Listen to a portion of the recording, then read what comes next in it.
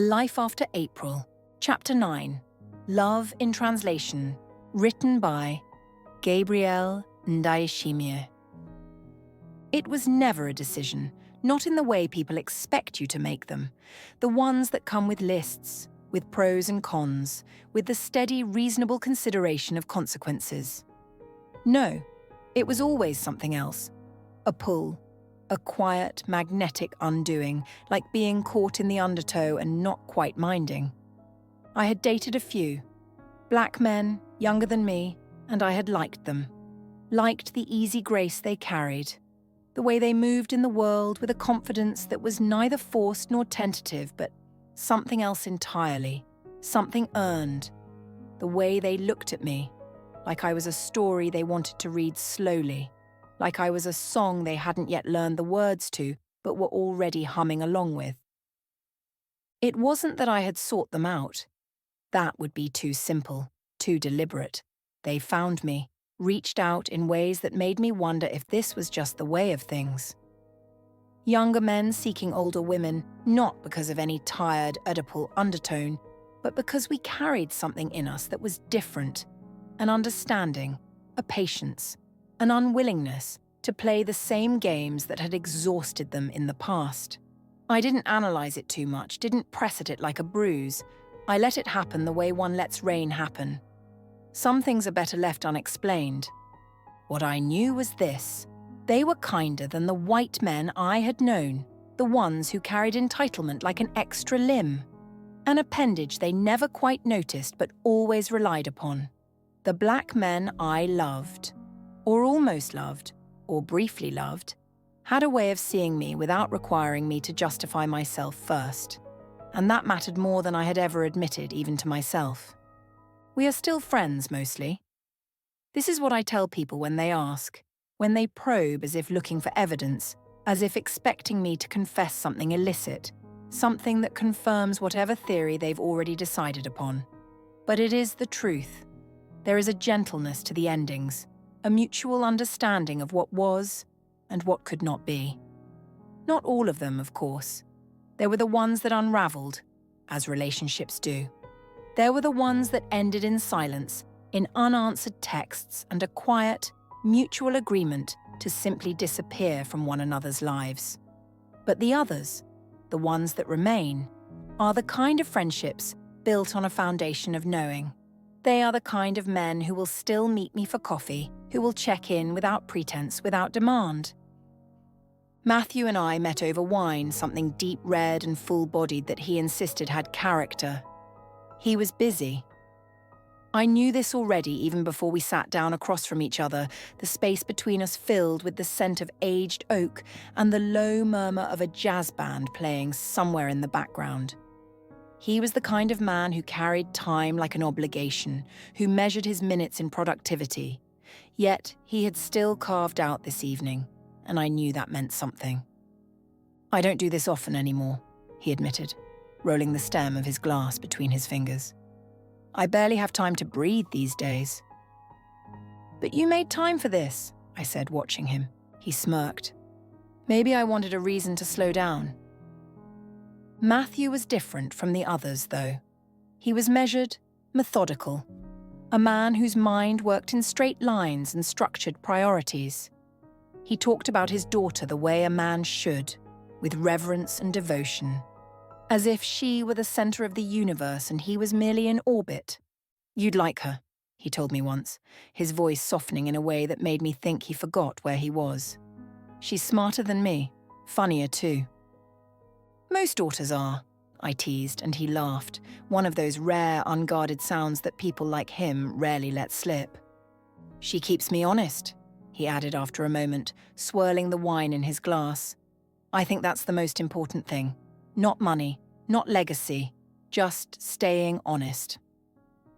I nodded, though I wasn't sure if honesty had ever been the currency of my own relationships. Still, in that dimly lit room, surrounded by a city that never stopped moving, I let myself believe it could be. Then there was Chidi, who had come from Lagos with ambitions that could have swallowed the city whole. He spoke in layered cadences, a mix of Yoruba and English, and the street-smart resilience of a man who had taught himself the world's rules in order to break them. He was a storyteller, a philosopher on the verge of becoming a businessman, though sometimes I thought he loved ideas more than money. "You Americans," he once said, shaking his head, "you don't know how to really love something without expecting it to owe you." Chidi was the kind of man who saw the world as a series of negotiations, an endless push and pull between what you wanted and what you could get away with. He talked about Lagos as if it were a lover he had both loved and betrayed, a city that had taught him how to survive but had also left him permanently restless. "Lagos doesn't forgive weakness," he told me once. "You either learn how to move fast or you get eaten alive."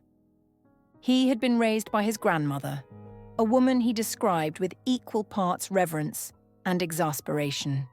"She prayed too much," he laughed. "Every time I left the house, she threw holy water on me, like it could protect me from the madness of the streets." But it had.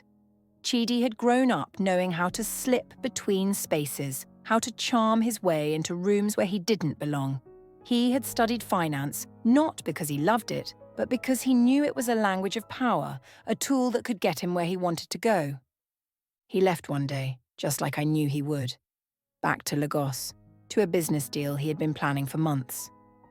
"I'll come back," he said, but I knew better than to believe him. Chidi belonged to movement, to the thrill of the chase, to the endless, unsatisfied hunger for more. Obinna had been the softest of them all, his tenderness a quiet thing, not flaunted but known. He had been a musician before he became an engineer, and sometimes, when he thought no one was listening, he would hum under his breath, melodies thick with memory. His voice carried echoes of his mother's gospel hymns, the kind sung in the humid glow of Lagos dawns, where faith and struggle intertwined. He was the one who cooked for me, who filled my kitchen with the aroma of jollof rice and fried plantains, who turned everyday ingredients into something sacred. "Food is a love language," he told me once as he stirred the pot with a slow, deliberate motion. "If you do it right, you don't need words." Obinna carried stillness in a way that made him feel different from the others. He was not chasing anything. He had already decided what mattered, and he was willing to move at his own pace. "America is too fast," he would say, shaking his head. "Everything here is about urgency. Back home, we wait for things to ripen. We wait for the rain." He once held my hand for an entire train ride, neither of us speaking, the touch itself an entire conversation. And I remember thinking, this is what it means to be known, not to be pursued, not to be impressed, but simply to exist beside someone who sees you and decides that is enough. He left for Abuja last winter. "I want to build something back home," he said. "A school, maybe. Something that lasts."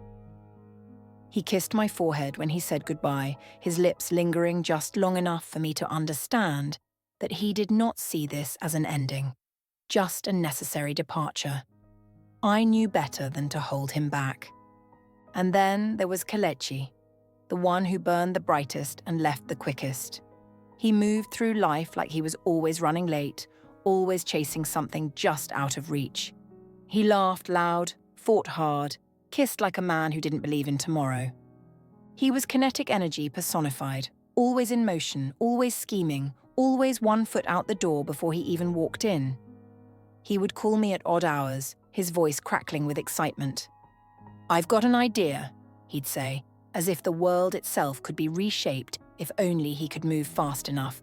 He thrived on the impossible, the thrill of a challenge, the sense that he was running against time and had to make every moment count. Kelechi grew up in Enugu, the youngest of 5 brothers, all of them with strong hands and strong opinions. "Survival is a skill," he told me once, "and in my house, you had to learn it young." His mother had been a seamstress, his father a mechanic, both of them believers in discipline and long hours. But Kelechi had never been one for long hours of anything unless it involved adrenaline.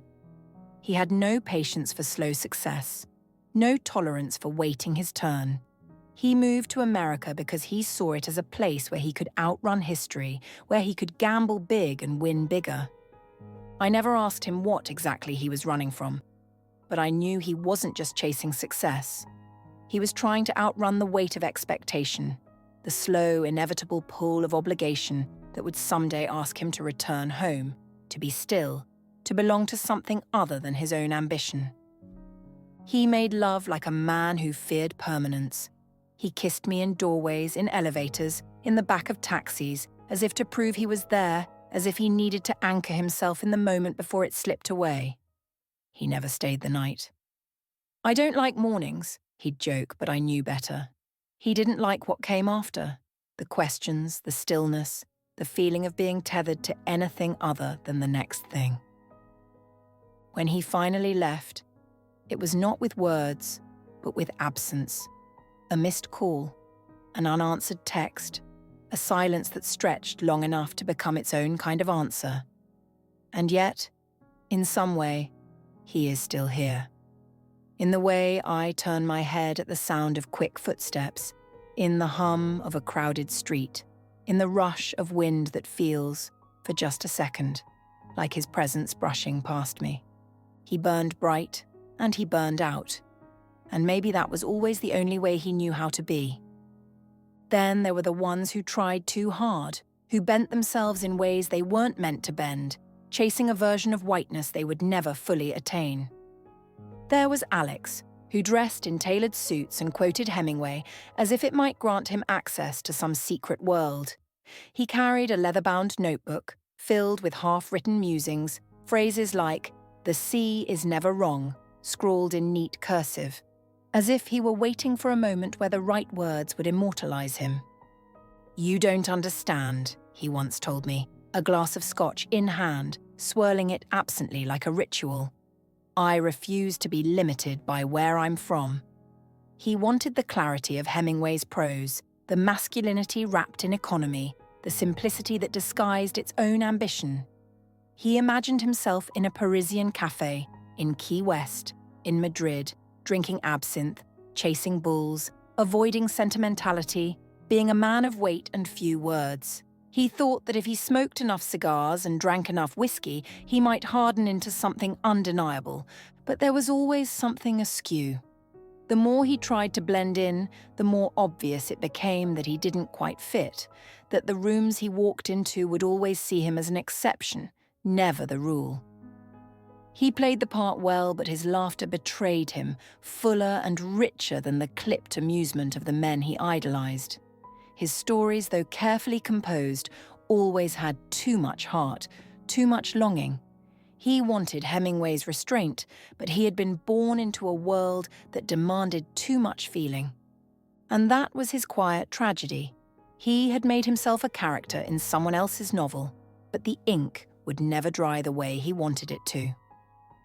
And then there was Tobi, who despised his own accent, who overpronounced his vowels and ordered wine like a man trying too hard to prove he belonged.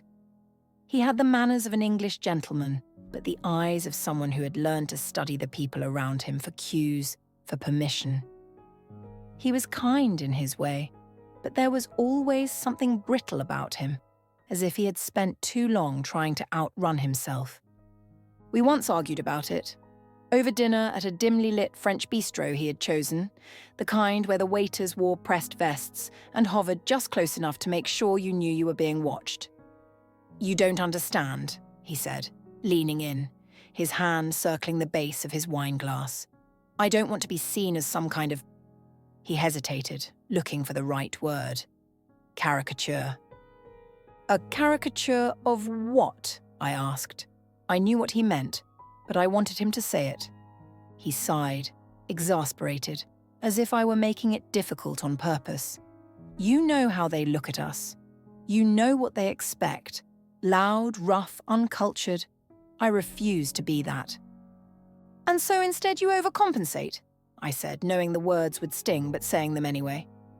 He sat back in his chair, his jaw tightening for just a second before he exhaled, composed. "What do you want from me?" he asked.